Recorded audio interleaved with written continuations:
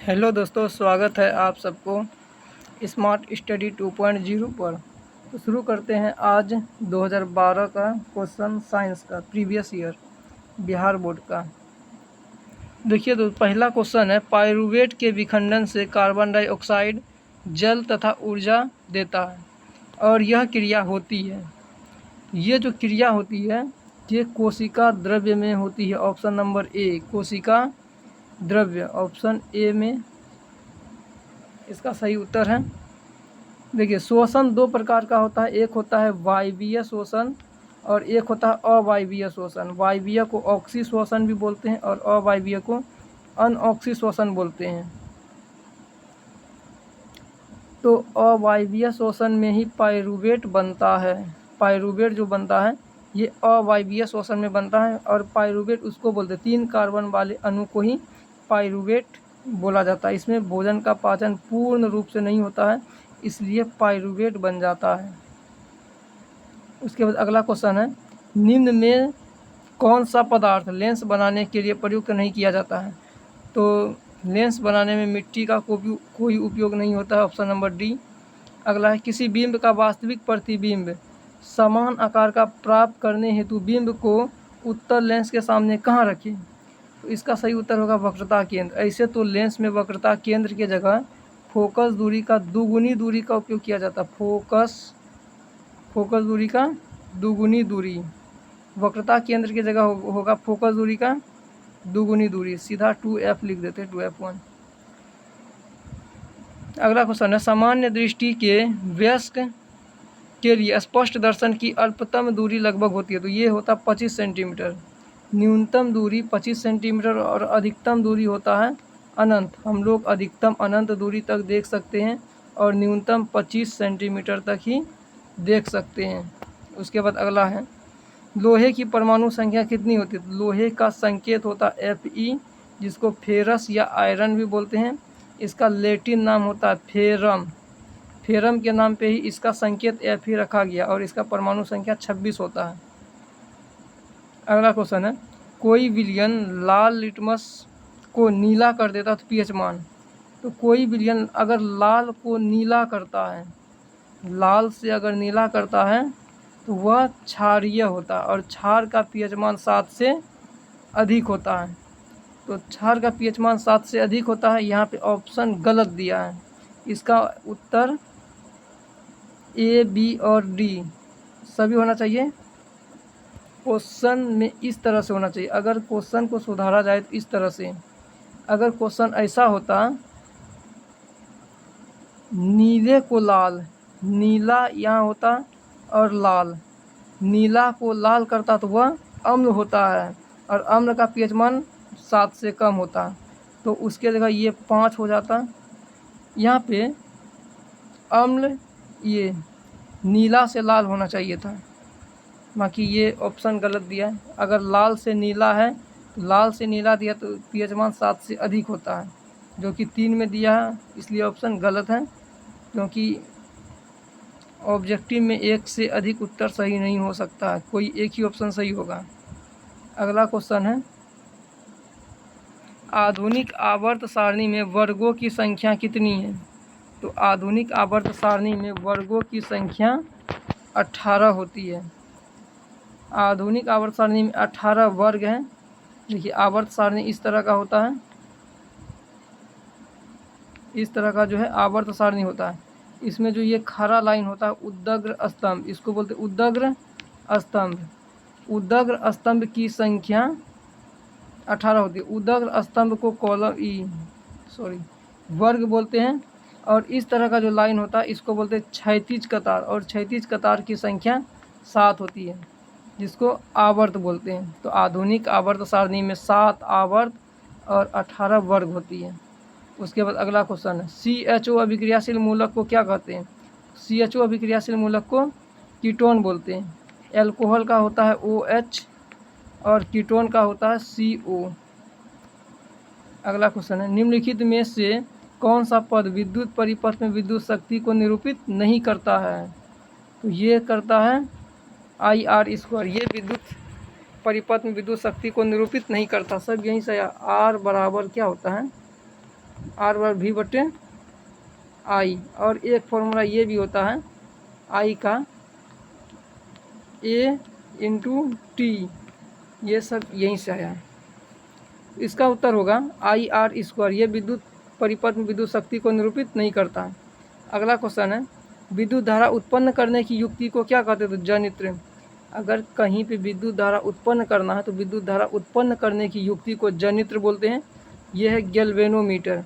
तो किसी चालक में विद्युत धारा की उपस्थिति का पता लगाना है तो वह गैल्वेनोमीटर से किया जाता है। एमीटर से विद्युत धारा की माप की जाती है। विद्युत धारा को मापने वाला यंत्र एमीटर है। और ये जो मोटर है, ये विद्युत मोटर विद्युत धारा को यांत्रिक ऊर्जा में बदल देता है। विद्युत धारा को यांत्रिक ऊर्जा में बदलने वाला उपकरण है विद्युत मोटर। एमीटर से विद्युत धारा की माप की जाती है, गैल्वेनोमीटर से विद्युत धारा की उपस्थिति का पता लगाते हैं, और जनित्र से विद्युत धारा उत्पन्न करने की युक्ति है ये। अगला क्वेश्चन है, लघुपतन के समय परिपथ में विद्युत धारा का मान क्या होता है? तो लघुपतन के समय विद्युत परिपथ में धारा का मान बहुत अधिक बढ़ जाता है, जिसके कारण शॉर्ट सर्किट होता है।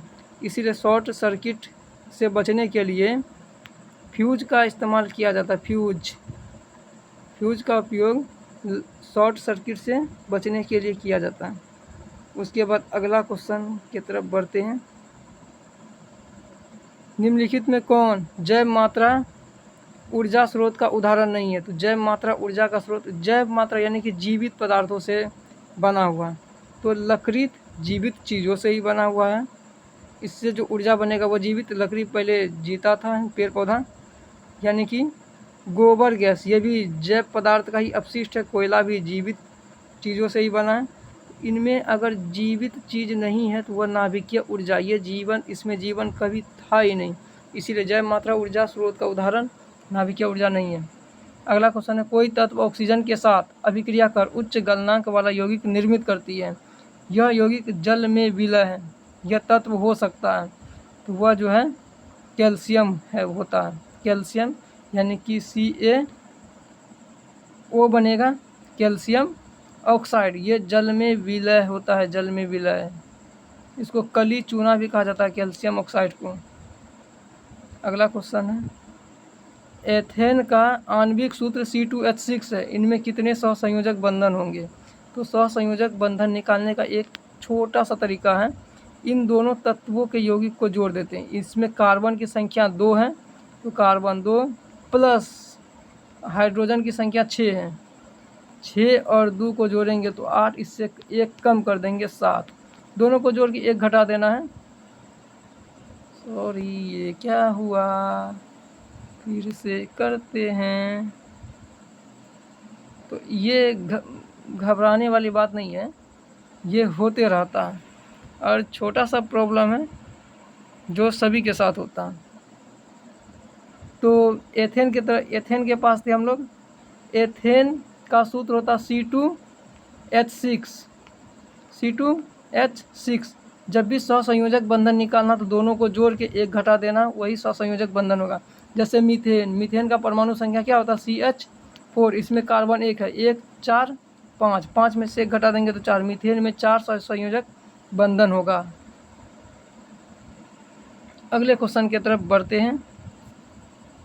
15 नंबर, ओजोन के अणु में ऑक्सीजन के परमाणुओं की संख्या कितना होता है? ओजोन का जो सूत्र होता है वो होता O3।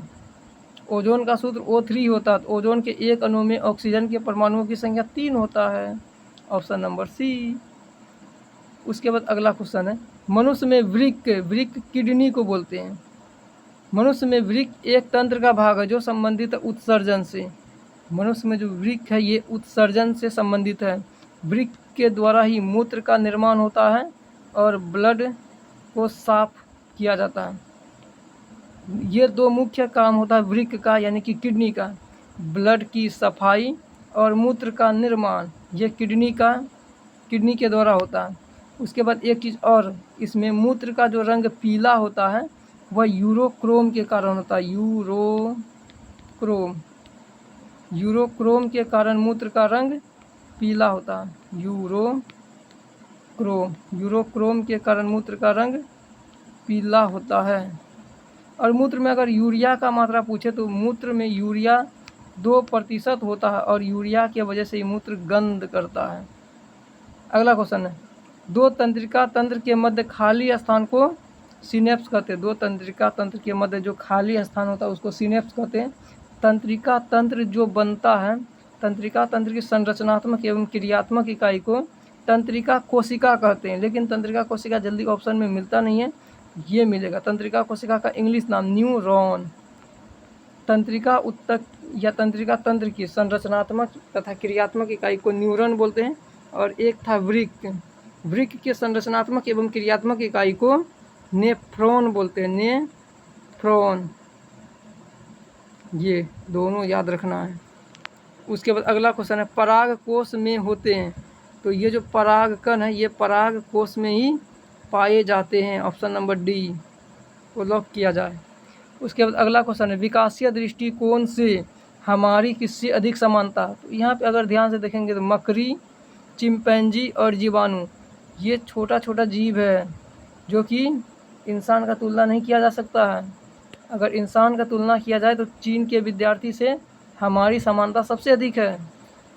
उसके बाद अगला क्वेश्चन है, मुकुलन द्वारा अलैंगिक जनन किसमें होता है। ईस्ट में। अलैंगिक जनन उसको बोलते हैं जिसमें कोई जीव अकेले नया संतान को जन्म दे दे।